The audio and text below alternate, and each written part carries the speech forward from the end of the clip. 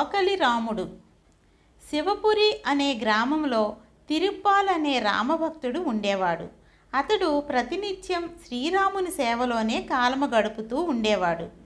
అతని పెద్దలు సంపాదించిన ఆస్తి ఉన్నప్పుడే అతని విపంచికతో వివాహం జరిగింది. విపంచిక నాస్తికురాలు కాదు.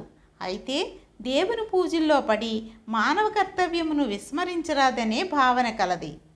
ఆ భావంతోనే భర్త చేత వ్యవసాయ పనులు చేయించడానికి శతవిధాలా ప్రయత్నించింది. కానీ ఆమెకది సాధ్యం కాలేదు.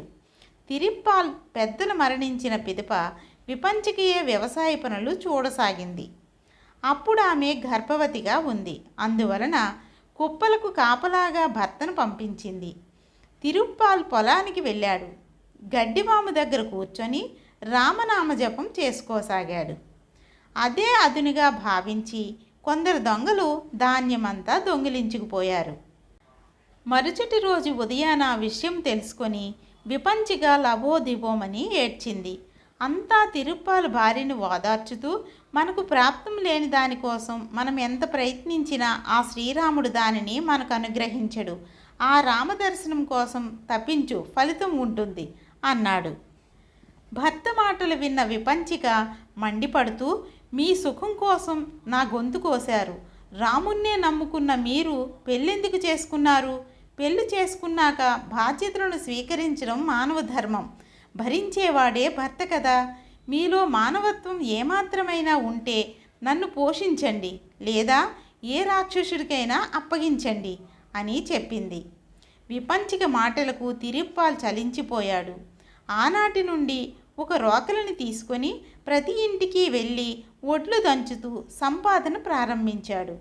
అతడు ఒడ్లు దంచుతూ కూడా రామనామ జపం విడవలేదు. నాటి నుండి అందరూ అతనిని రోకలి రాముడు అని పిలవడం ప్రారంభించారు. ఒకనాడు రోకలి రాముడు ఒక ఆసామి ఇంటిలో రామనామం జపిస్తూ ఒడ్లు దంచుతున్నాడు. ఆ ఆసామి బిడ్డ పాకుకుంటూ రోకలి రాముని దగ్గరికి వచ్చింది.